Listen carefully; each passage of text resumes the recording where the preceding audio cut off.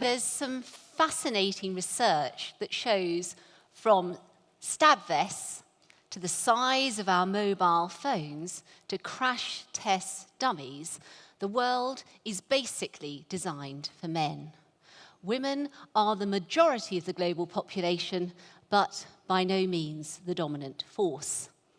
And this rings true in the UK, in my world, the law, where women are more than 50% of practicing lawyers, but only 30% are partners, and an even smaller number are business owners.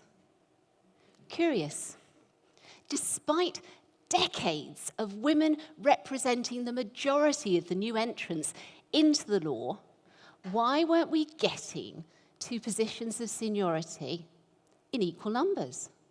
I wanted to get to grips with this when I became president of the Law Society of England and Wales. So, together with thousands of men and women across the world, we investigated why. We conducted the largest ever global survey and completed 250 round tables in 19 countries to discover why women lawyers weren't getting to positions of seniority that were commensurate with our desires, with our experience, our skills, and our sheer numbers. And what did we find? Systemic bias. I'd assumed that the lives of women lawyers across the world would vary wildly, but our research found that the challenges and the experiences are very similar. We face social and cultural expectations about how we should behave and what we can and should do because we are female. In every country, women were prejudiced because they were working by this gender stereotyping, particularly, actually, those who had children. And this prevented capable, excellent, committed women from realizing their ambitions. And how wrong is it that in the year that marks the centenary of women being able to become lawyers, before that we weren't even considered to be persons within the relevant law and not allowed to be lawyers and judges, but I digress. How wrong is it that today anyone cannot progress due to their gender, their race, or any other protected characteristic? Surely, we must all agree that talent is equally spread and that everyone should have the same opportunities and chances as everyone else. Yet, in an esteemed profession like the law, we found that not to be the case for women. And I'm sure the law isn't alone in this. Let's remember that the equal pay gap in the UK stands at 17.3%. And that's in spite of the fact that we have had a law in place for 50 years, making it illegal to pay men and women differently for the same work. Nonetheless, today, our male colleagues can stop work on the 14th of November, and we have to go all the way through to the 31st of December to earn the same. Now, this is all really concerning, but what I want to focus on is how it could get an awful lot worse.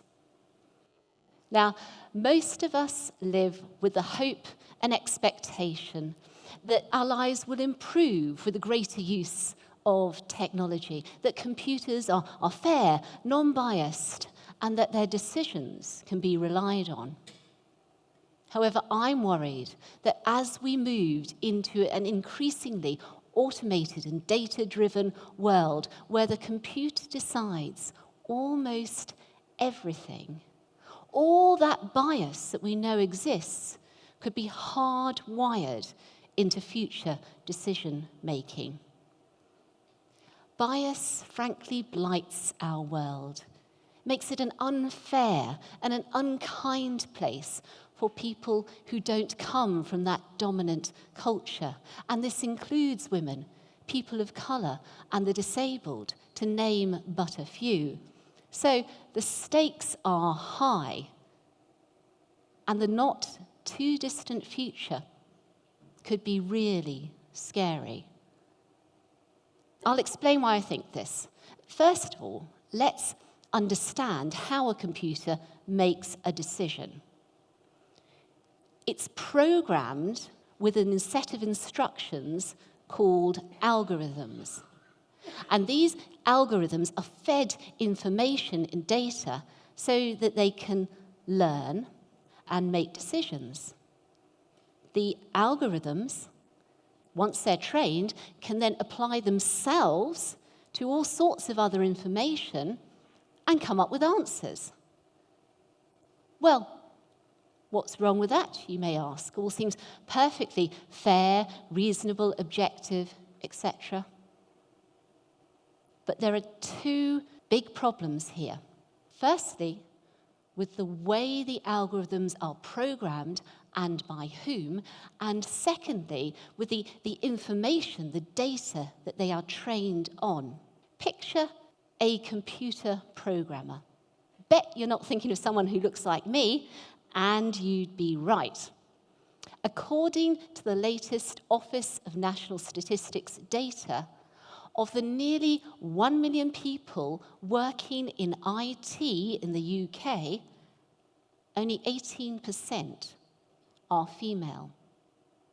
In the US, in Silicon Valley, white men represent over 80% of executives. So the majority of the people writing the programs and their bosses all come from one particular group. And this can lead to serious blind spots and potential bias.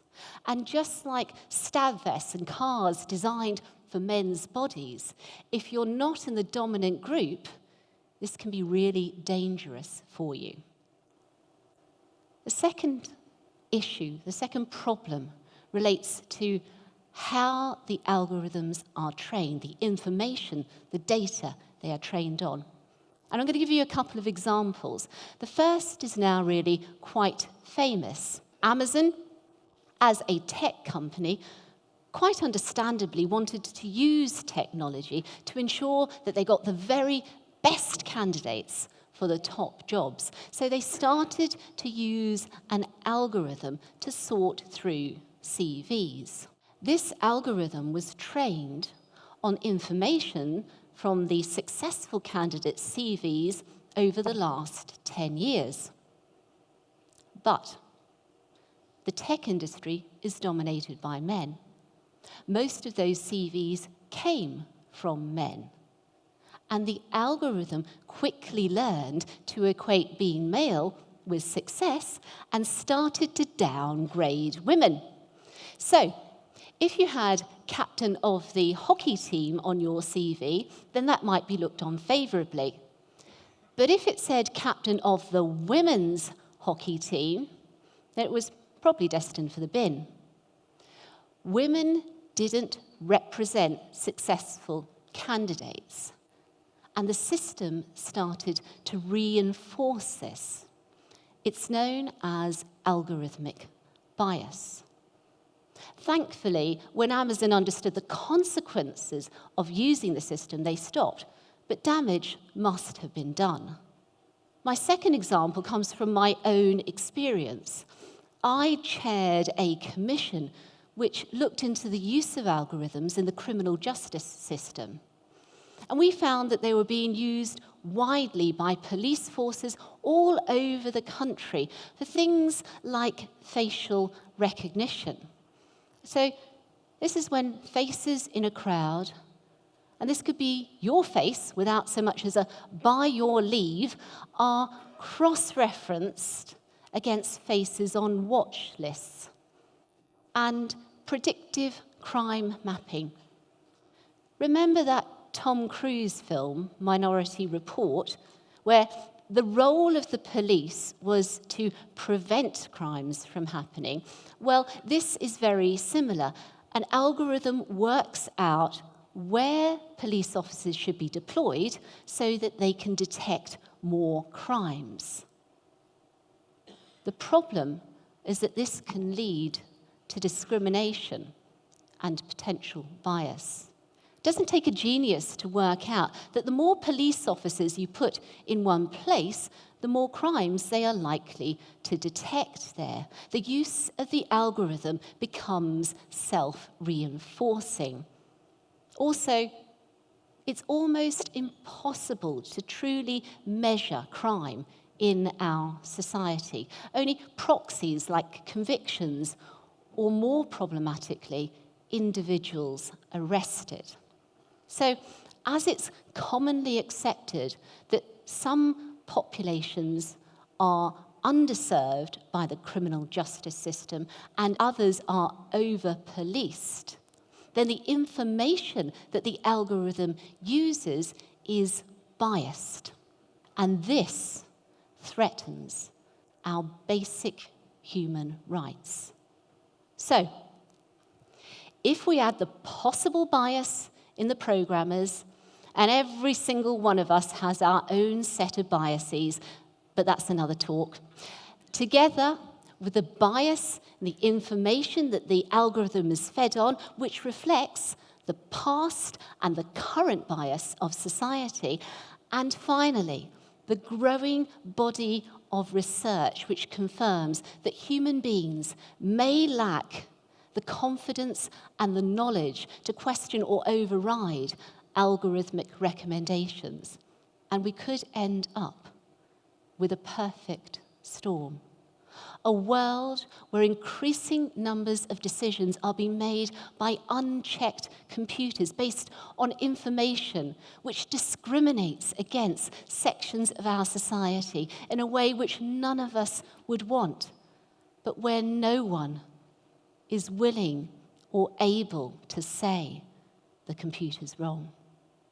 My call to action is to make sure we do not sleepwalk into this dystopian nightmare. There's another future we could have, one where if we get it right, we could reduce or even remove all the bias that currently blights our decision-making, where computers can do the heavy lifting for us, but in a way that is right and fair and good. As concerned citizens, we need to be on this. We need to raise ours and others' awareness of this issue. We need to tell our decision makers, politicians, and tech companies this is not okay. They need to find solutions. And they need to involve us, civil society, in that process. And we all need to play our part to make sure that our increasingly automated and computerized world can eradicate systemic bias and not hardwire it into our future. I'm up for this, and I hope you are too. Thank you.